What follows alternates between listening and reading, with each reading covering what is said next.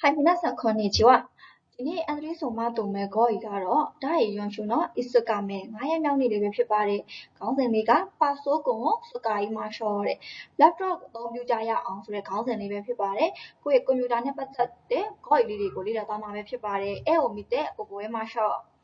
notebook ကိုကြတော့ဘယ်လိုပြောလဲဆိုရင် noto pasok ပြီးရင် desktop ကကြတော့ desktop pasok က desktop ပါ keyboard ကကြတော့ keyboard mouse ကကြတော့ mouse လို့ခေါ်ပါတယ်ပြီးရင်ကိုကပထမဦးဆုံးချိန်ကွန်ပျူတာကိုအသုံးပြုမဲ့လူဆိုလို့ရှိရင်ကြတော့ hajimete pasokan wo sawaru ပထမဦးဆုံးချိန်ကွန်ပျူတာကိုအသုံးပြုတာပါပေါ့ပြီးရင်ခုမှသင်္ခါစလူဆိုလို့ရှိရင်လျှော့ရှင်းရှာသင်္ခါစလူပြီးရင်အခြေခံသင်တန်းကိုတက်ရောက်သည် basic level ကိုတက်ရောက်နေရဆိုလို့ရှိရင် 入門講座を受ける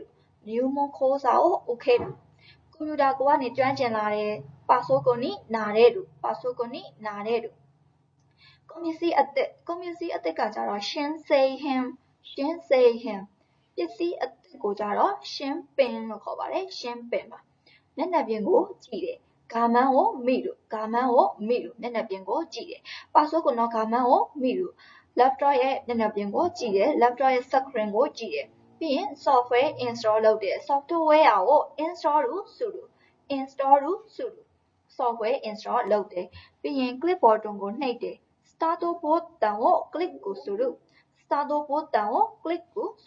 clipboard ကိုနှိပ်တယ်ပြီးရင် file ကိုဖွင့်တယ် file ကို開くအဲ့ဆိုပိတ်ပြီးကြတော့ file ကိုတိုကြည့်လူပိတ်သည်ပြီးရင်နှစ်တစ်ကို postcard ပြုလုပ်သည်ကကြတော့နန်းကကြောကိုစကုလူနှစ်တစ်ကို postcard ကိုပြုလုပ်သည်အင်တာနက်ချိတ်ဆက်တဲ့ အင်တာနက်につなぐအင်တာနက်ချိတ်ဆက်တယ်တစ်ကမ္ဘာလုံးနဲ့ချိတ်ဆက်တယ်世界中とつながるတစ်ကမ္ဘာလုံးနဲ့ချိတ်ဆက်တယ်လို့ချိတ်ဆက်တဲ့အတွက်သတင်းချက်လက်တွေရရှိလာတဲ့情報を得るပြီးရင်လေလံပွဲမှာကိုယ့်ရဲ့ပစ္စည်းကိုလေလံတင်မယ် auction に品物を出すလေလံပွဲကိုပစ္စည်းတင်တယ်ပြီးရင်ကိုယ့်ရဲ့လေလံပွဲမှာပါဝင်တယ်ဆိုလို့ရှိရင် auction に参加するလေလံပွဲမှာပါဝင်တယ်ခင်းကျင်းပြသထားတယ်ဆိုလို့ရှိရင်出品するခင်းကျင်းပြသထားတယ်ပြီးရင် home page ကိုပြုလုပ်တယ် home page ကိုစကုလူ home page ကိုပြုလုပ်တယ်ပြီးရင်ကိုကအခု blog ကိုစတင်ပြီးတော့သုံးတော့မယ်ဆိုရင် blog ကိုဟာကြည့်မယ်လို့ blog ကိုစတင်သုံးသည်ပစ္စည်းအဟောင်းကကြတော့ချူကို